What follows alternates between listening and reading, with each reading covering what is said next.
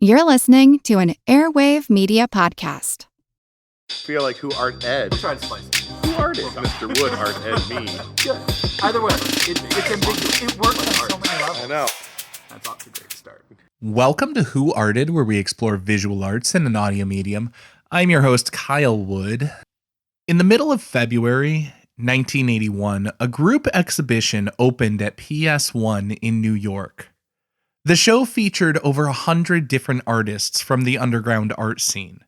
There were paintings, drawings, photographs, objects, and graffiti all mixed together in an explosive portrait of the post-punk scene.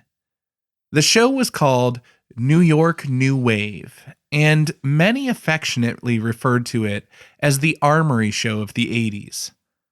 The Armory show was, of course, the famous exhibition from 1913 that introduced European modern art to the American audience. This time, though, it wasn't European artists upending the New York gallery scene. This time, the revolution was coming from inside the community. Among the artists on display was a 20-year-old by the name of Jean-Michel Basquiat. He had previously made a name for himself as a graffiti artist. Although Basquiat didn't really consider it to be graffiti, he thought of it more as almost like a poetry project. It just happened to be scrawled across the walls of the city that he called home. Basquiat and his friend Diaz created a text-based project called SAMO, spray painting messages around New York. They were particularly active in the area where numerous gallery spaces were located. Basquiat was pretty critical of the gallery scene at that day.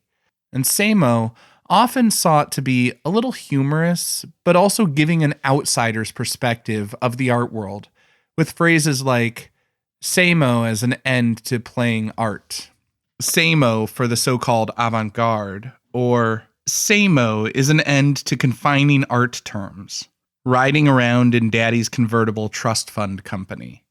So you get the sense there that with the SAMO project, Diaz and Basquiat were calling out the same old garbage that the gallery owners had been trotting out. And, you know, there is this absurd sense of people with enormous wealth just passing around these works of art. You know, I'm reminded of the Salvador Mundi painting that made record sales for nearly $500 million. And I mean, it's hard to imagine anything is really worth $500 million. Any one object, one painting, no matter how beautiful it is, and that's an ugly one. But it's this idea that, you know, the art world, the fine art world, was this exclusive club of people largely just signaling their taste and their wealth and conspicuous consumption and all of that. But back to this show in 1981. Now, dropping the pseudonym, Basquiat was presenting his paintings on the walls inside the gallery rather than scrawled across the exterior walls of buildings and subway platforms. Basquiat had been popular among those in the know in the underground scene, but he was also penniless. As a teen, Basquiat had been homeless and couch surfing. He supported himself by selling postcards he had made. He had been encouraged to create more works to sell, and the New York New Wave show featured 23 paintings and drawings by Basquiat that immediately grabbed the attention of gallery owners and collectors. Just a year after this group show, Jean-Michel Basquiat had his first U.S. solo show and sold out in one night. He caused such a sensation, many dubbed Basquiat the Black Picasso. Sort of a backhanded compliment when you think about it. I mean, setting aside the fact that Picasso was a monster of a human being, he was a good artist. I mean, he was one of the most influential artists of the 20th century. And Basquiat certainly admired Picasso. But also there's something inherently diminishing to call him a version of another artist. Basquiat embraced a lot of things, but he didn't really embrace that nickname. He wanted to be seen as himself. In his work, he sought to assert his own radiant perspective rather than making a pale imitation of someone else's. While he never went to art school, Basquiat was a lifelong learner. He had gone to museums with his mother as a child. He taught himself about art and art history through books and wandering through the museums. In a number of his works, he paid subtle homage to artists he admired. For example, in his triptych, The Three Horn Players, we see a composition that in some ways plays off Picasso's arrangement of three musicians. The thing is, Basquiat didn't make direct copies of others' work. He filtered everything through his own style and left coded references like Easter eggs for the viewer to discover. He used hatched lines that mimic some of the textures of Picasso's work. He made a triptych, a three-paneled piece, in reference to Picasso's three musicians. But as I said, Basquiat made it his own. From his early roots in graffiti, words were always important to Jean-Michel Basquiat. Arguably, even further back, he was reading and writing at age 4. He learned about art, anatomy, and other subjects by devouring books throughout his whole life. He was even fluent in 3 languages. Basquiat went through the world like a sponge, soaking up the sights, the words, the music, everything all around him. And he used those disparate influences to make something new and different in his paintings. In The Horn Players, we see he writes Dizzy, a reference to the jazz musician Dizzy Gillespie.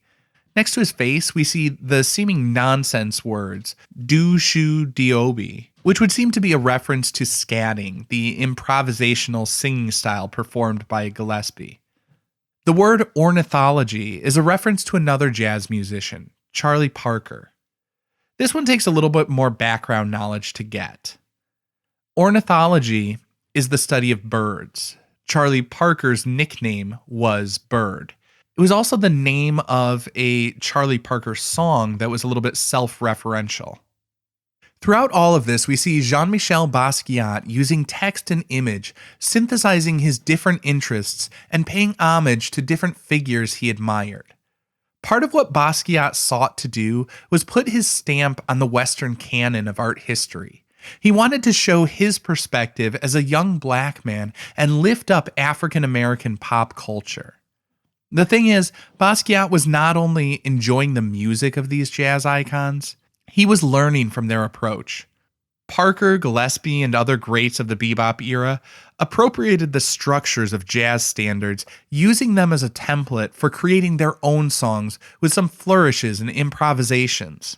As a postmodern artist, Basquiat appropriated and remixed elements from all aspects of culture he consumed, rewriting history and inserting himself because, as Basquiat said, quote, "I'm not a real person. I am a legend." This concludes this week's episode of Who Arted, part of the Airwave Media Podcast Network.